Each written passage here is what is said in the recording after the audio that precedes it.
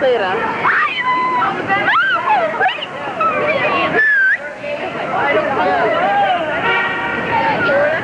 You're focusing it right now. Now you stop. So that little thingy moves. And you just videotaping. Oh. If he's looking at Steve and Denise. Steve and Denise. Hi, Mr. Strom. How are you?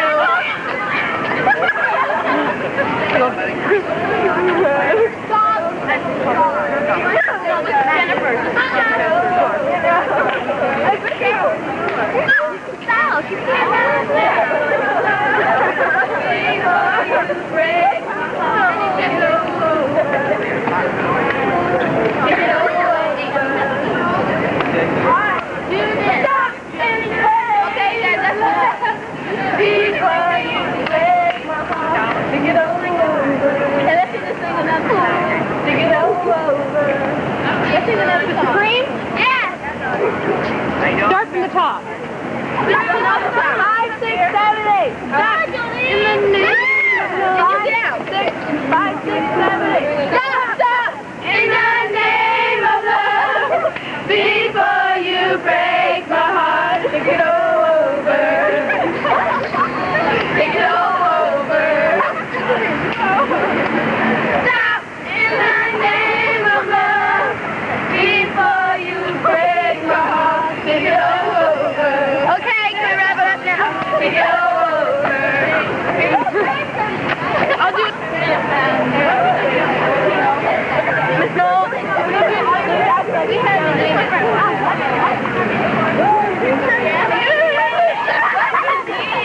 That this continent has new nations.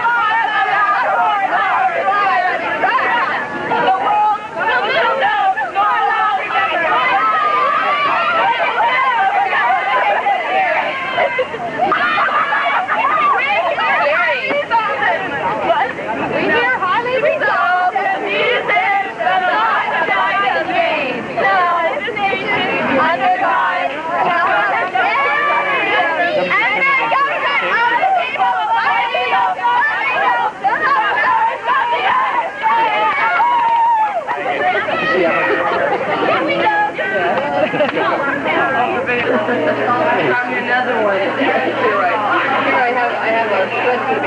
Okay, Deanna says thank you. Oh, you're welcome.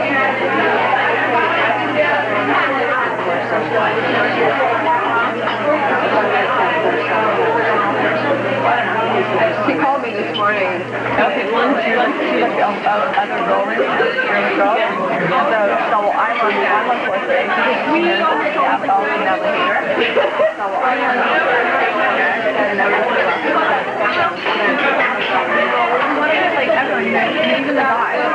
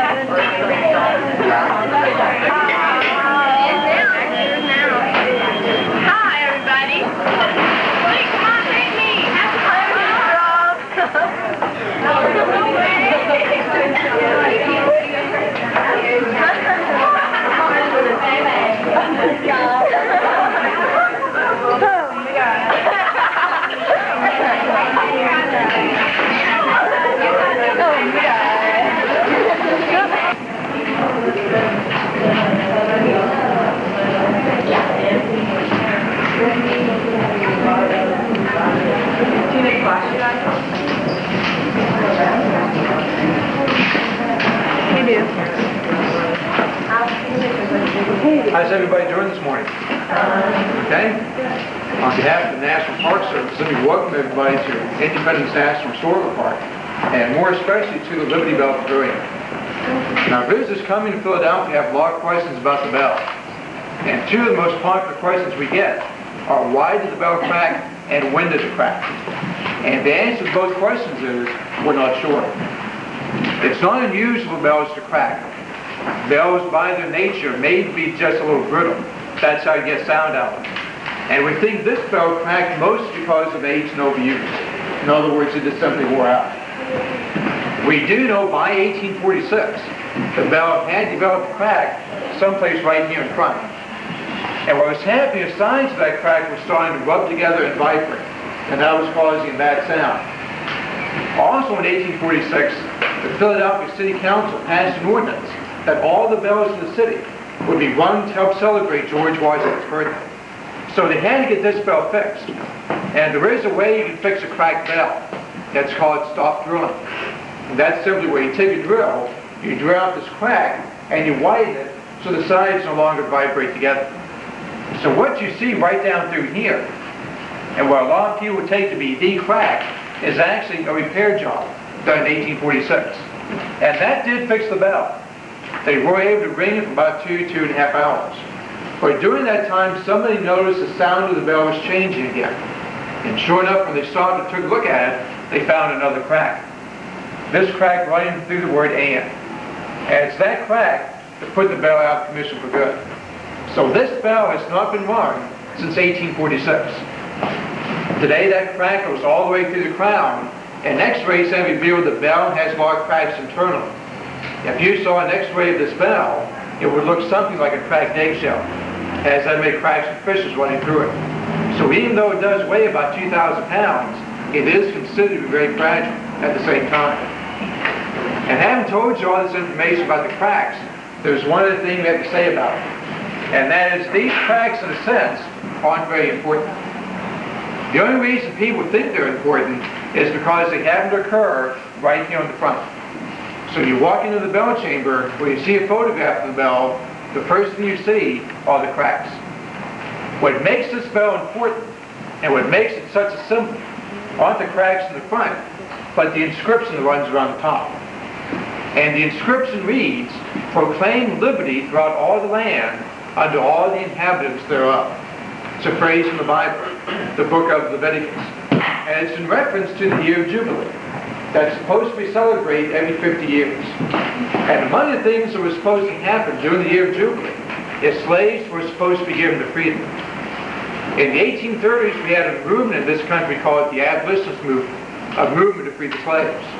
And in one of the early publications in 1839, they published a poem called The Liberty Bell. And to help illustrate that poem, they included an engraving of what was then called the Old State House Bell here in Philadelphia, because they remembered that this bell had this inscription on it. So it's from the 1830s and the abolitionist movement that this bell slowly became known as the Liberty Bell. After the American Civil War, the bell was used as a symbol of liberty by various groups in the United States. Late 19th, 20th century, for example, the bell was used as a symbol by the women's suffrage movement to get the vote. In recent years, the bell has been used by various civil rights organizations, and more recently it's been used as a symbol by the Vietnam Veterans Association here in Philadelphia.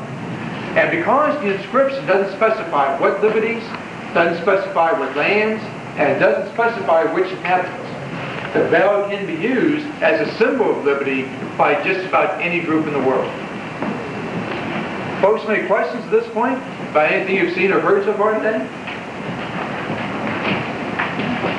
Feel free to take photographs. We are going to ask you to leave the front open just a little bit, and I'll be here to answer any questions you might have.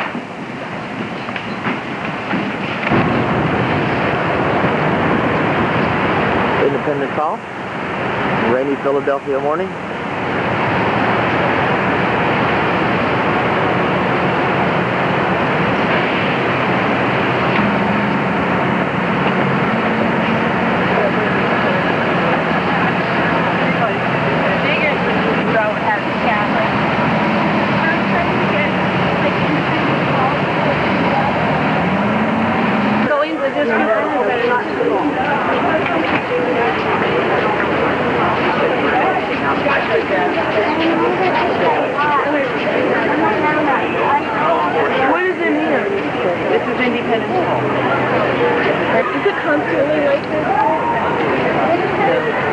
to this last summer. It was pretty sunny and hot. Sunny and hot. I'm missing two. Last March it was raining. Construction by 1732, so it dates back 250 years. Everything inside this building is an 18th century piece. These are all period antiques. Everything but the candles and the feathers and the tablecloths. They're new, okay? Not original to the building, but to the time period. There are a couple of things which are original to the building. They're in the assembly room, and I will point them out when we get into that room. A couple of things we ask of you as we are walking through the building. One thing is that you stay with the tour. That's for security reasons. You cannot walk through this building on your own. So please do stay with the tour. We're only going to do the first floor of this building. The upstairs, we won't be going upstairs into. This is just first floor only. The steps that you see leading upstairs leads into something known as the loghouse. Now, to be a little more specific, you have just entered into the Pennsylvania Supreme Court chamber. This was the higher court for the colony of Pennsylvania. Now, if you look at this courtroom, it's a little different than courts you might be used to. That's because it is a British court, designed in an English system. Who would have sat up top? Judges. Box to the side. Witness. Jury boxes. Grand jury and jury box behind me. Who would have been at the round table in the middle? That's a nice. Lawyers for both prosecution and defense at the same table. Who would have been up here? The prisoner, the defendant, the accused. Put them in here and raise them up a little. That's so everyone could see who was standing trial 200 years ago for fun. You went and you watched the court. Going to the courts is like going to the movies. This whole gallery would have been filled with people watching what was going on. You watch People's Court? Yeah. Night Court, North Court, LA Law? Yeah. Well, they would come here and watch the real thing. Now I have a really easy question for you guys. Why a British court? They're British. Because they were British. Very good. They were a colony of England, of Great Britain. People have a misunderstanding about the colonists. Think that they hated being British. Think that they came over here looking to fight. You know what? That's not true. Originally, the colonists loved being British. They had a lot going for them. They shared a common background. They were landowners. And the best thing about it, they were left alone. You could go your entire life and never see someone from the British Crown, the way it went from the king all the way down to the people in the colonies. You never saw them, and the people loved it. It was good here. Wasn't until 1760 that they ran into a problem. A new king came to power. His name was King George III. Did you study him? Yeah. King George was 22 years old. And 22 is young to take over an entire British Empire. He was overzealous and inexperienced. He got the crown in financial trouble, and he needed to raise money for the British crown. He has advised in many ways how did he decide to do it. Taxes. He was more in his right to tax the colonists because they had gone their entire life without ever having this intervention. They didn't like it, but they didn't want to fight him. So they tried to change things peacefully. He put taxes on everything from sugar, glass, lead. The people would look for alternatives. They would petition. 1774, he had problems with the East India Company. He put a tax on tea. People in Boston didn't like it. What did they do? Right, the Boston Tea Party. They took it and dumped it into the Boston Harbor. The more taxes he put on them, the angrier they became. The more they protested, the more troops he sent over. Came to a head in 1775. Second Continental Congress came here to Philadelphia. They met in this building, and they drafted the Olive Branch Petition. Olive Branch is a sign of peace, peaceful document. What it said was, as late as 1775, they were still willing to be loyal to the king. What they were against was Parliament, for taxing them without representation in government. Taxation without representation.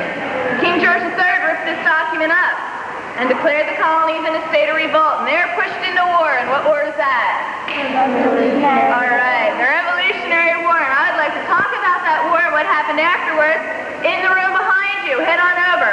Again, New Jersey, undivided attention for all of 5 minutes. Thank you. The room that you have just entered into is the Pennsylvania Assembly Room. Now, normally legislative branch for Pennsylvania would meet in this room. During the summer of 1776, the Pennsylvania Assembly moved upstairs. Second Continental Congress came here. They had to figure out what to do with King George III. They decided they wanted to be free and independent states from England. They would then form a delegation of 5 men to write a petition to the king. One of those men was 33 years old, and he was from Virginia. Can you take a guess at his name? Thomas Jefferson. All right, Thomas Jefferson. Jefferson did most of the writing of this document. Took the last part of June to write it up, brought it here the early parts of July, they debated it, and on July 4th, 1776, in this room, they adopted the Declaration of Independence. Now that document pushed them into war. War was the American Revolution. It lasted about 7 years, and when it was over, America was 13 free and independent states. Now for a short period of time, this country would go under the rule of something known as the Articles of Confederation. Did you study them yet? Yes. Articles? You sound so enthusiastic about it. Big little lesson in history. What it was a pre-constitutional government. Gave all the power to the states. It's great for the states. States like New Jersey, they grew strong independently, but in doing so, they started fighting. By 1787, they saw a need in this country for a central government. So to get to this room, 55 men from 12 states, all from Rhode Island, would come here. And what they would do is draft the Constitution of the United States. Can anyone in this room tell me what the Constitution of the United States does? What does it do? Yes, first law that we had. It's the first laws that our country had. Very good. Anything else? Anyone else? That about sums it up? Under the Bill of Rights, it gave us our rights. And it created the government that we know today. Very good. They would debate such things as representation of people in the new government, creating our House of Representatives and U.S. Senate. They would discuss slavery. They would create 3 branches of government. What are these 3 branches? Legislature. That's right. Creating those 3 branches and have them all work, that one wouldn't become stronger than another. They would talk of these things in total privacy for 4 months, because if the people outside knew the radical things being discussed in here, they would have had a revolt. And then on September 17th, 1787, 39 of those 55 delegates put their signature to the Constitution of the United States. I'd like to take a minute now to point out 2 very special things here in this room. Both are original to the room itself. The first thing, The chair. the inkstand on the table. It was the inkstand used to sign both the Declaration of Independence and the U.S. Constitution. The chair behind the inkstand was the chair in which General George Washington sat when he presided over the convention. Notice the little sun on top. Ben Franklin was the oldest delegate to the convention, 81 years old, from Pennsylvania. He said that he often looked at that chair, specifically that little insignia, wondering if it was a sunrise or a sunset. At the end of the convention, he had the pleasure to know that it was a rising, not a setting sun. What do you think he meant by that? The brand new country, it was rising, brand new government. All right. Does anyone have any questions on anything that I have said or anything that you see in here? Are all the others not originals? Everything is an 18th century piece. They're all 200 years old, but not to the building. They're the only 2 things which are original to the building. Any other questions? Any questions? Okay, that does conclude our tour. I'd like to thank you for coming.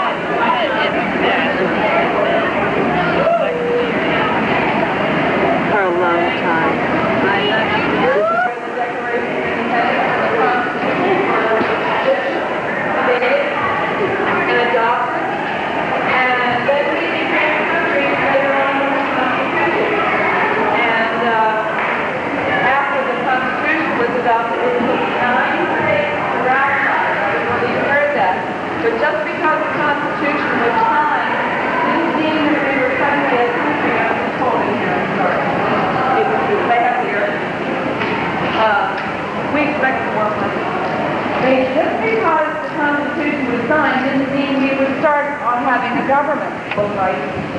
That's why we have a bill of rights. Some of them didn't approve because the original Constitution did not contain those first amendments, our bill of rights. But the Constitution of the United States basically is the mechanics of government. How many ideas pages is this? A lot. No, very few. 4, actually. 4 pages. It's sort of like learning how to ride a bicycle. I think you get these directions and you follow, or how to put one of those tricky things together that everybody gets now and then. And basically, the Constitution, the written Constitution, is the mechanics of the government. But it took some time to put it all together. And 10 of those years were spent right here in Philadelphia. George Washington was inaugurated in New York City. The capital was there for about a year. However, it was decided at that time to buy land on the Potomac River where a new capital would be built. They figured it would take about 10 years to build a new capital. During that 10 years, they came back to Philadelphia, still the largest city in the House of Representatives. How many representatives do you have in the House? 2.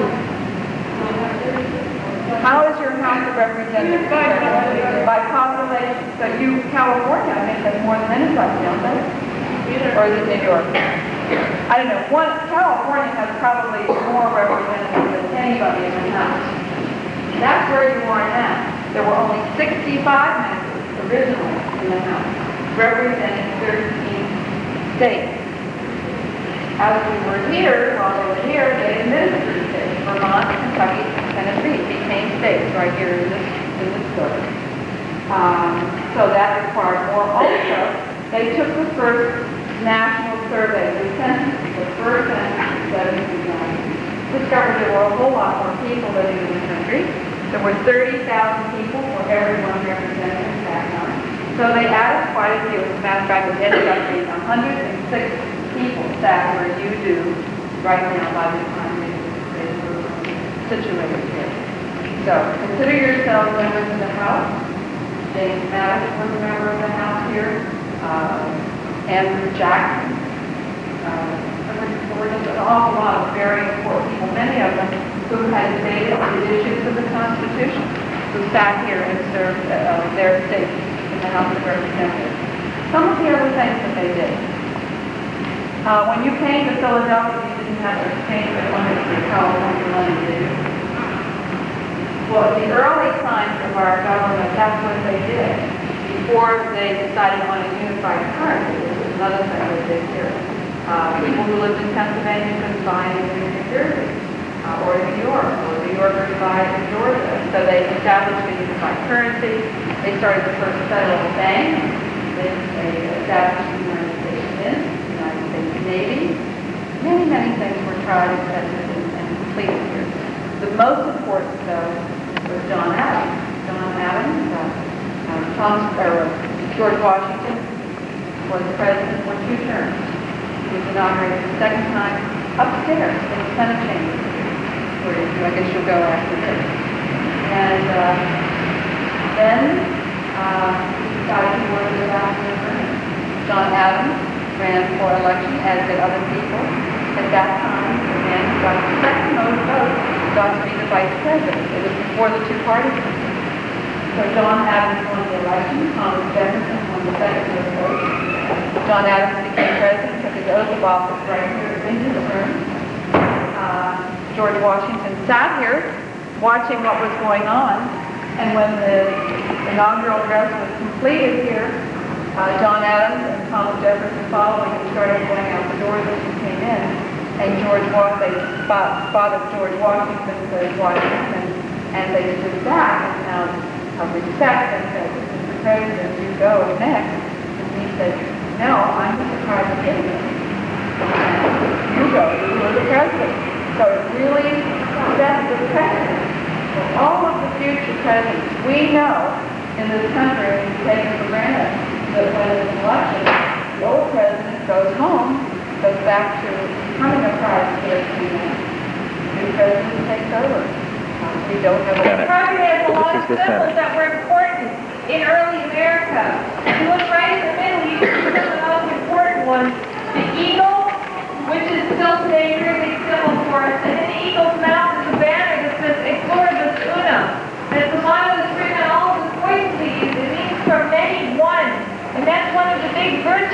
one of the big things that the senators were trying to accomplish while they met here, to unify all the different people in the early states. You see that importance of unity borne out in the coats of arms that are right around the eagle. They're linked together. And the reason, again, stresses the importance of unifying all the different states and all the different people in early America.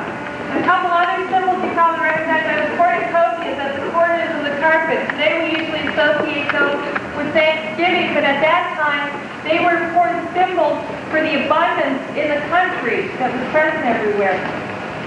The way this room is restored reflects the way it looked towards the end of the time that Senate here in Philadelphia, from the 1790s to 1800 period, when Philadelphia was the capital of the United States.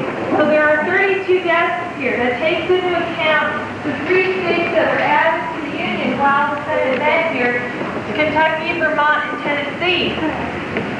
The person who presided over the Senate, Vice President of the United States, sat up there on the dais on that chair. The Secretary sat in front of him at that desk. The only original pieces of furniture in this room are the Secretary's desk and the Secretary's chair and the Vice President's chair up there on the dais. The rest of the furniture, including the carpet, is reproduction. Now, this balcony above you was also in this room at the time the Senators met here, and in 1793, spectators stood in this balcony and watched a very special scene. It's the inauguration of George Washington for his second term of office. If you go and look into these 2 rooms here in the back, you'll see there's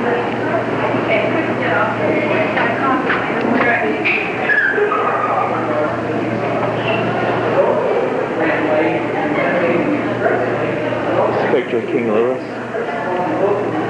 Top close. Picture of Marie Antoinette. Helped our cause during the Revolution. They were there in a way to thank the French people for their assistance. That's looking into the Senate room. Did you? I didn't even know so.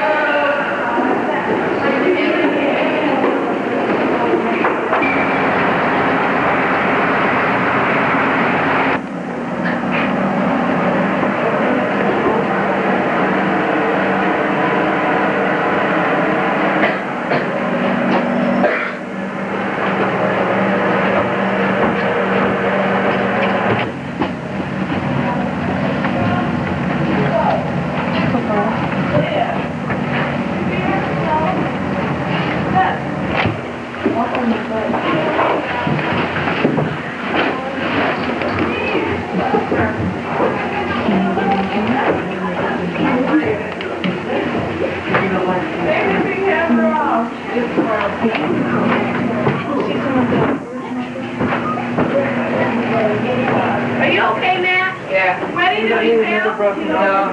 I almost did. I cut my balance. Stairs are small.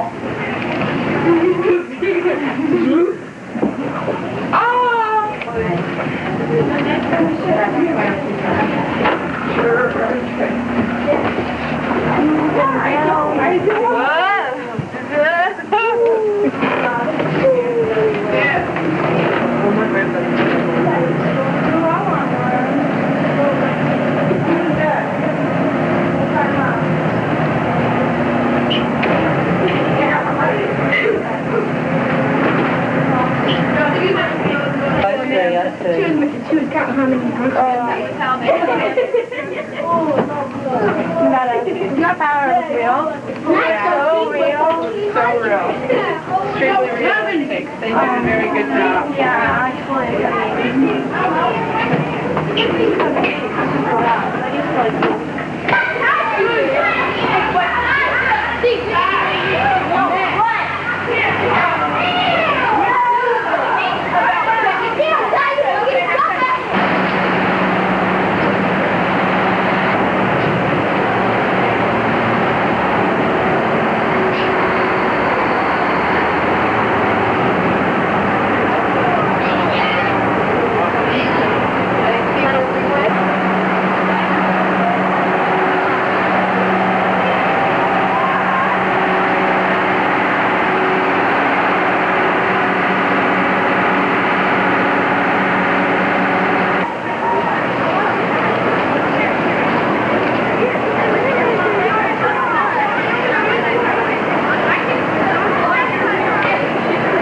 Franklin's house and printing office once stood.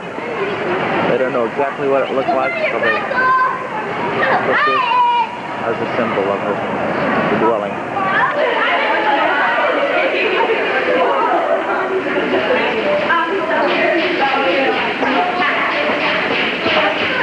Please put your chewing gum in the trash can here. Gum chewing is forbidden in all the buildings in the park. Who can tell me, while you're chewing it, feel free to get up while I'm speaking and spitting chewing gum out. Don't be bashful. Who can tell me why Benjamin Franklin was so successful? Some of the things he did. Yes? Oh, All right. Yep. He invented electricity. Well, he discovered that lightning was electricity. You'll see in the portraits right around the corner evidence of his electrical experiments in a painting, little bells right next to his head. They would ring when the lightning would strike his lightning rod. Anybody else? Why, the rain has agreed quiet. No, Thomas Edison. Another American genius. Yes. the fire department. All right, he started the first fire department, started the first library.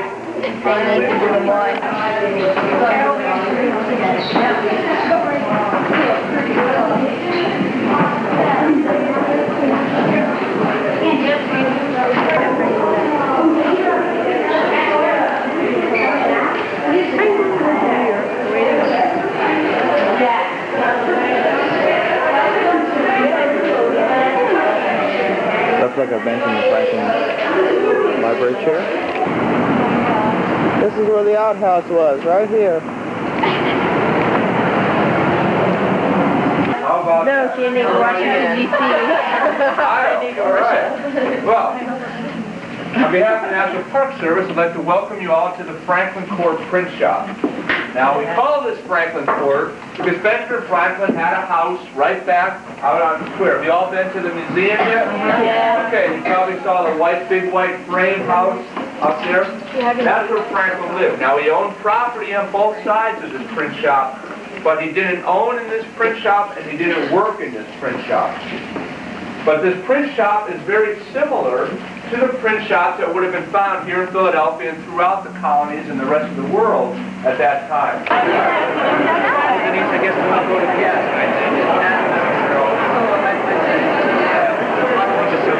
I wasn't half paying. Sorry, we need it. We need it together. Great way. This is the Borscht in Philadelphia.